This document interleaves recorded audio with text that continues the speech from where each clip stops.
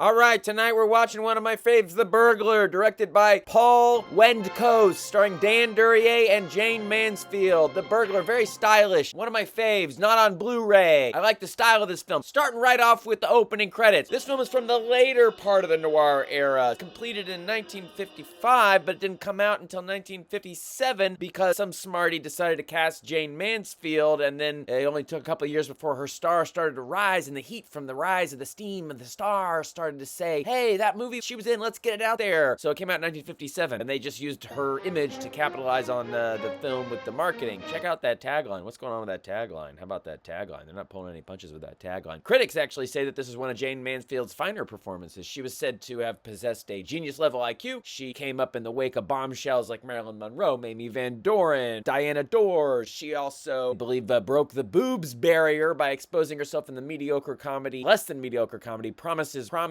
beating Marilyn to the punch because Marilyn had passed away. Mansfield herself died tragically in a car accident. There's a new documentary about her, I believe, coming out. Sounds like it might be worth checking out. I'm gonna do it. You probably also know she's the mother of Law and Order SUVs, Mariska Hargitay, with bodybuilder Mickey Hargitay. The film was written by crime writer David Goodis. He wrote the script. Also a very notable crime writer. All his noir adaptations in this era are worth watching. Dark Passage, you've probably seen it. Nightfall, I want to show it. Shoot the Piano Player by Francois Truffaut. And this one, The Burglar. So director Paul Wendkos and Goodis are both from Philly, so I can assume we're getting a real credible Philly treatment here. The film is shot in Philly and Atlantic City. You know, we're usually in New York, LA, San Francisco, so it's fun to venture into a different city. In the later of the noir era, early 40s to late 50s, in the later half, maybe after the Blacklist, you start to get these guys popping up like Stanley Kubrick, Robert Altman, Irving Lerner, Irvin Kershner even. A lot of them came from documentary. They produced in the 50s these little crime films that are independently made using their tools of documentary filmmaking skills and their raw talent. Right up there with that group is director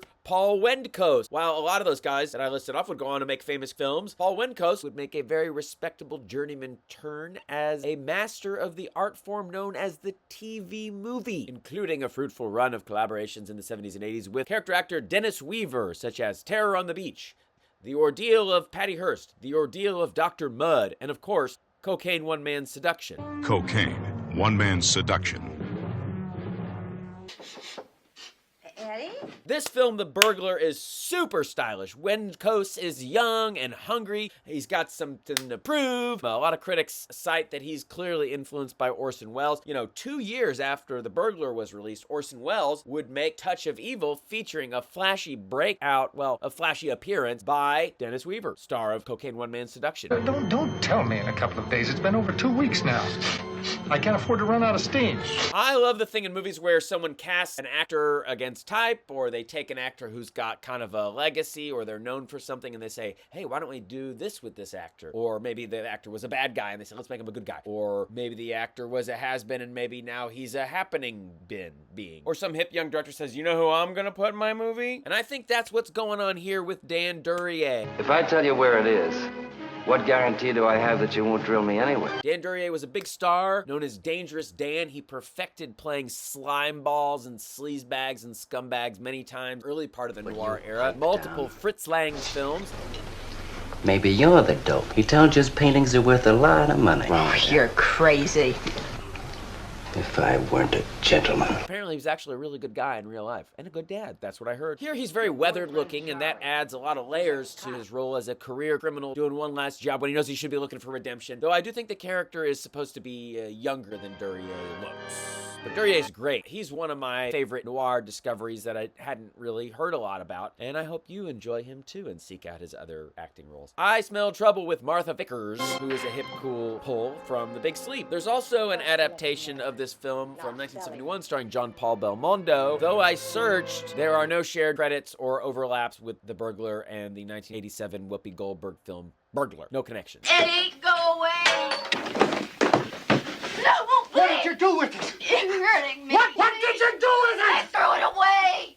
We also have a rare, restored 5-minute Aesop Fables cartoon called Subway Sally. Watch out for Subway Sally, brought to you by my friend Mauricio Alvarado, who restores old animation. So thanks for being here, and enjoy.